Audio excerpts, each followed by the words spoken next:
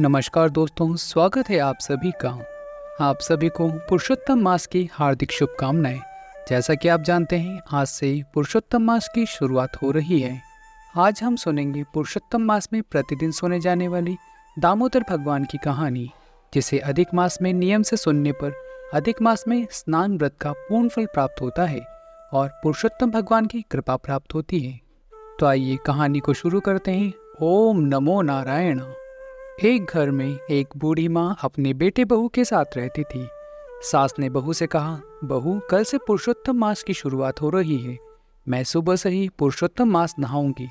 बहू ने पूछा, माताजी, यह पुरुषोत्तम मास क्या होता है, मुझे भी बताओ। तो सास बोली, जिस महीने में संक्रांति नहीं होती उसे पुरुषोत्तम मास कहते हैं। पुरुषोत्तम मास को मल मास या अधिक मास के नाम से भी जाना जाता है। पुरुषोत्तम मास में सुबह सूर्योदय से पहले उठकर नारायण, तारायण और पारायण करना चाहिए। सास की बातें सुनकर बहू बोली, माताजी, ये नारायण, तारायण और पारायण कैसे करते हैं?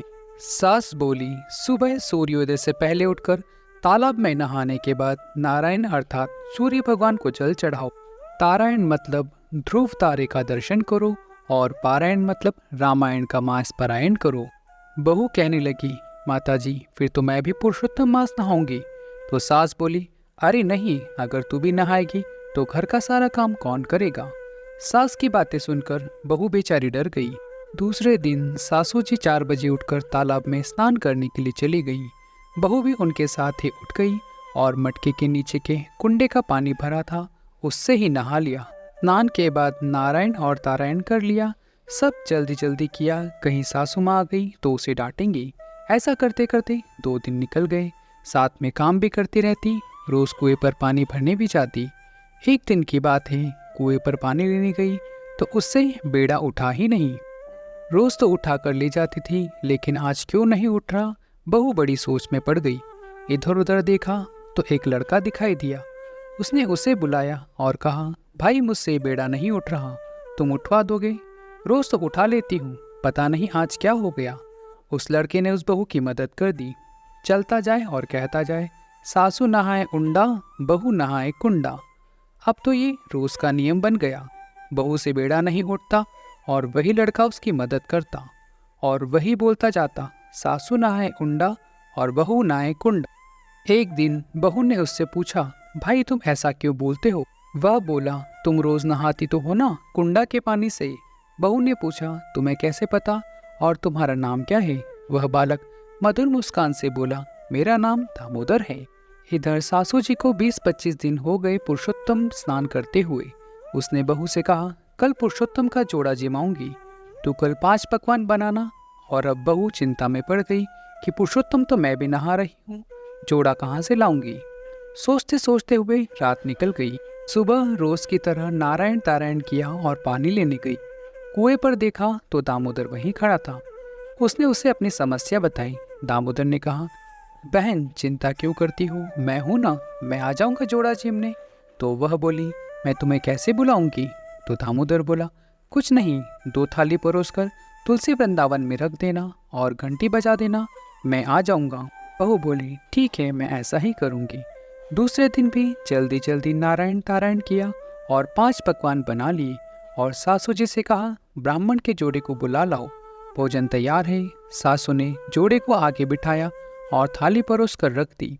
बहू भी पीछे के दरवाजे से तुलसी वृंदावन में 2 थाली लेकर गई और घंटी बजा दी। बहू ने जोड़ा जिमाने के लिए उन्हें रसोई में बैठाकर भोजन कराने लगी। भाग भाग कर सासू के जोड़े को भी परोस रही थी और रसोई में बैठे राधा दामोदर को भी परोस रही थी। थोड़ी देर बाद बहू ने देखा सासू माँ तो जोड़े को पैसे कपड़े सब दे रही है। अंदर जाके सोचने लगी, मैं दामोदर को क्या दूंगी? बहू के मन की बात भगवान समझ गए। तुरंत बोले, तुलसी पत्ता लाकर मेरे हाथ पर रख दो। बहू झट से गई और तुलसी का पत्ता लाई राधा दामोदर जी के हाथ पर रख देती है। तुलसी जी तो सोने की बन गई। बहू को बहुत आश्चर्य हुआ। उसने दामोदर से पूछा, यह क्या माया है? यह सुनते ही भगवान ने अपना रूप विराट दिखा दिया। भगवान का विराट रूप देखकर बहू देखती ही रह गई। भगवान के चरणों में गिर गई और कहने लगी, मुझे माफ करना प्रभु, मैंने आपसे अज्ञानतावश आपको नहीं पहचानते हुए आपसे रोज बेड़ा उठवाया। राधा दामोदर जी बहू को आशीर्वाद देकर अंतर्ध्यान हो गए। जब सासू ने जोड़ा जिमा दिया तो बहू से कहने लगी, चल अब अपन दोनों भी भोजन कर लेते हैं। रसोई में गई तो देखा 2 थाली भरी थी हीरे मोती माणक से। कलश भी सोने का हो गया और भगवान के पद चिन्ह देखकर सासू को बहुत आश्चर्य हुआ। बहू से पूछा तो बहू ने सारी बात बता दी।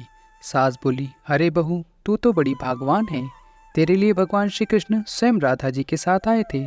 सास बहू दोनों का पुरुषोत्तम मास संपन्न हो गया। इस कहानी को कहते सुनते हुकारा भरते कहानी पढ़ते सभी भाई बहनों का पुरुषोत्तम मास सफल हो। बोलिए राधा दामोदर भगवान की जय। मित्रों, जिन्होंने भी पुरुषोत्तम मास महात्म्य नहीं सुना है वे डिस्क्रिप्शन लिंक में जाकर अवश्य सुने। ओम नमो नारायण।